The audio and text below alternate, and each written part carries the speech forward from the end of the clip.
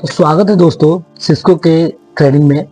और हम इस पे बात करेंगे वीलन के बारे में, क्योंकि आपको पता है पिछले सीरीज से हम लोग वीलन के टॉपिक लेके आ रहे हैं। तो इसमें कुछ एडवांस हम जो जानेंगे वीलन के बारे में। ओके, तो वीडियो में बने रहिए और आपको बताता हूँ वीलन के बारे में, जो भी ट्रंकिंग जो भी एक्सेस होता है कैसे होता है। ओके, तो यहाँ पे देखिए मेरे पास एक सिनेरियो है जो मैंने पीपीटी बना के रखा है। स्विच पोर्ट, ठीक है, स्विच पोर्ट मोड आपने सुना रहेगा word, switch port mode, switch port access. ठीक है, एक स्विच पोर्ट है। ठीक है, इसके मैं बताऊंगा स्विच पोर्ट कितने प्रकार के होते हैं। स्विच पोर्ट में पहला आता है access port. Okay, access port में क्या होता है अभी मैं आपको इसको डिस्कस करके बता रहा हूँ। और इसमें दूसरा होता है ट्रंक पोर्ट और तीसरा होता है डिजाइनेबल, डायनेमिक डिजाइनेबल। ओके, तो डायनेमिक डिजाइनेबल बहुत मोस्ट केस में ज़्यादा यूज नहीं करते एक्चुअली, तो इसलिए हम लोग इस पर ज़्यादा चर्चा नहीं करेंगे। बिल्कुल मैं आपको बताया होगा कितने प्रकार के होते हैं, बस इतना आप जान के रखिए। एक्सेस पोर्ट क्या होता है कि जब भी हम कोई विलन क्रिएट करते हैं, आपको पिछले वीडियो में विलन क्रिएट करना बताया है, तो जब भी हम लोग विलन क्रिएट करते हैं तो उस पोर्ट पे हम लोग विलन क्रिएट करते हैं। जैसे हम विलन 10 क्रिएट किए तो इस पोर्ट को हम लोग विलन 10 बनाएंगे। ओके, तो ये सारे जो पोर्ट पे विलन क्रिएट हो रहे हैं उसको हम लोग एक्सेस पोर्ट ही बोलते हैं, क्योंकि एक्सेस पोर्ट पे हमारा विलन क्रिएट होता है। अगर चाहे आप 10 का विलन बनाइए, चाहे 20 चाहे 30 का विलन बनाइए, सारे विलन आपका एक्सेस पोर्ट पे ही क्रिएट होगा। ओके, तो ये हमारा एक्सेस पोर्ट है। कभी भी आप जब स्विच बोर्ड मोड करेंगे तो एक्सेस वहां पे डालेंगे, एंड देन आप विलन में आप किसी भी इंटरफेस को डाल सकते हैं।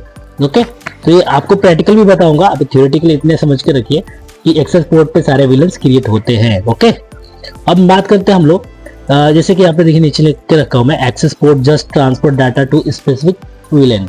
ये एक्सेस पोर्ट का काम है। डिफिनेशन इतना थोड़ा सा याद करके रखेंगे तो इससे आपको पता चलेगा कि एक्चुअल में एक्सेस पोर्ट होता है क्या है। Okay, second thing, trunk port. Trunk port क्या होता है? सपोज हमारे पास दो स्विच है, पहले तो हमारे पास एक ही स्विच था, अभी हमारे पास दो स्विच है। ओके, तो दोनों स्विच पे हमारा विलन 10 विलन 20 ऑलरेडी कॉन्फ़िगर हुआ है। ओके, सपोज हमारा आधा विलन जो है विलन 10 का मेंबर है, आधा विलन जो हमारा विलन 20 के मेंबर है। तो क्या होता है कि ये जो लास्ट पोर्ट है 20 पोर्ट, यहाँ भी आपको एक्सेस पोर्ट क्रिएट किए सपोज, और यहाँ भी एक्सेस, तो क्या होगा विलन 10 अगर यहाँ पे क्रिएट किए हैं या 20, तो 20 वाला जो पैकेट जाएगा तो 20 के पास जाएगा, लेकिन 10 वाला पैकेट नहीं जा पाएगा। तो इसलिए इस पोर्ट पे हमारा ट्रंक पोर्ट क्रिएट करना पड़ता है। ओके, तो 20 पोर्ट पे आके 24 पोर्ट पे आके आपको ट्रंकिंग करना पड़ता है। तो उसके लिए हम प्रैक्टिकल में बताएंगे कि ट्रंक कैसे क्रिएट करते हैं, ताकि ये सारे पैकेट, सारे हमारा जो विलन क्रिएट हुए हैं, या 10 का हो या 20 का हो, एक दूसरे से कम्युनिकेशन कर पाए दूसरे स्विच पे। ठीक है, इसको हम लोग ट्रंक बोलते हैं। Trunk port is assign to carry all VLAN traffic to another switch.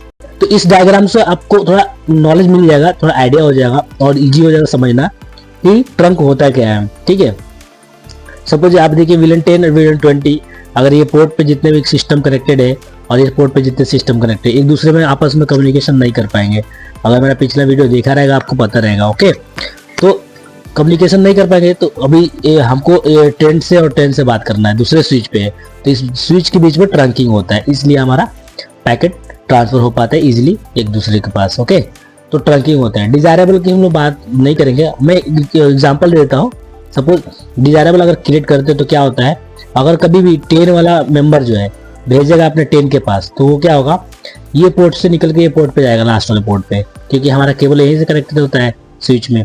Okay, तो यहाँ पे ये बोलेगा कि अगर एक ही डाटा आ रहा है, एक ही विलन से डाटा आ रहा है, तो एक्सेस पोर्ट बन जाएगा। ठीक है, एक्सेस पोर्ट यहाँ पे बन जाएगा।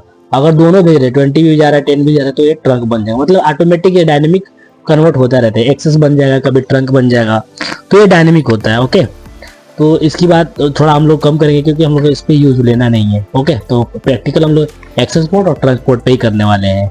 ठीक है, तो यहाँ पे मैं आपको दिखा देता हूँ एक विलन टैगिंग प्रोटोकॉल। ठीक है, ये बहुत इंपॉर्टेंट चैप्टर है भाई, क्योंकि हम लोग इंटरव्यू में बहुत सारे क्वेश्चन भी आते हैं, विलन होता क्या है, विलन टैगिंग क्या होता है, आपको एक छोटा छोटा सा एग्जांपल बताना रहता है, और एग्जांपल के थ्रू आपको समझाना रहता है इंटरव्यूअर को कि विलन टैगिंग, विलन क्या होता है, डिफॉल्ट गेटवे क्या होता है, डिफॉल्ट विलन क्या होता है, तो आपको बताना रहेगा। ठीक है, सपोज हमारे पास विलन 10 विलन 20 का स्विच भी कनेक्टेड है। ओके, तो यहाँ पे देखिए दोनों आपस में कनेक्टेड है।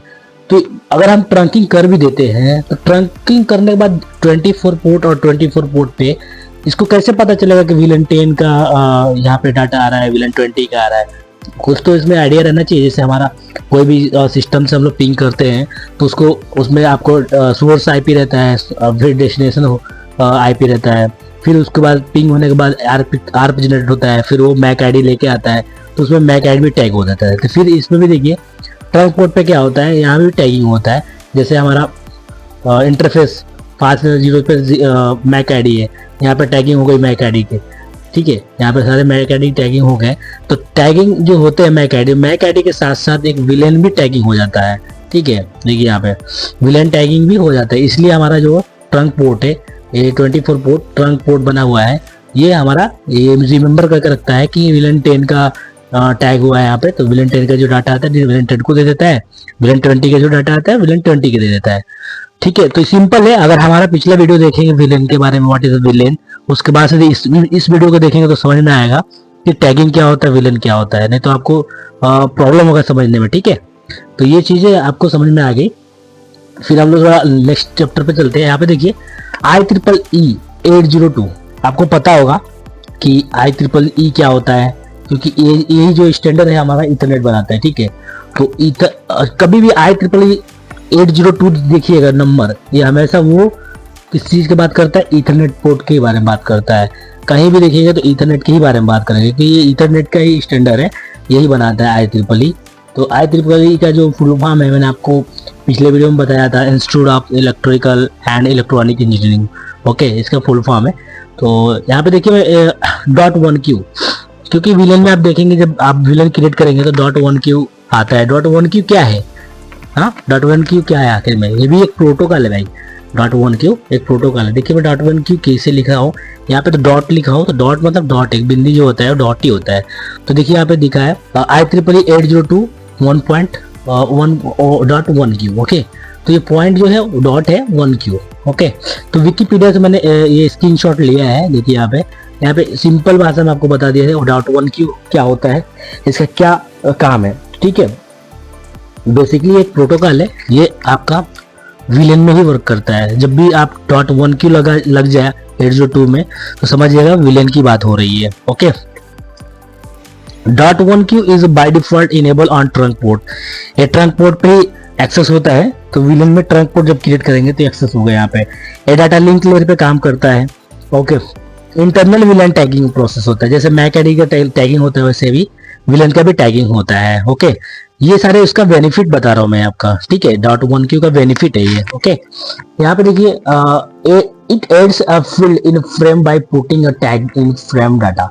जैसे हम लोग आपको पता है एप्लीकेशन से डाटा आता है, फिर सेशन लेयर पे, फिर प्रेजेंटेशन लेयर, फिर ट्रांसपोर्ट लेयर, ऐसे एक सेगमेंट डाटा बन के आता है। उसी में एक फ्रेम में, वो फ्रेम ही होता है, फ्रेम में ये डाटा, जो फ्रेम कहाँ होता है, डाटा लिंक लेयर पे, ओके।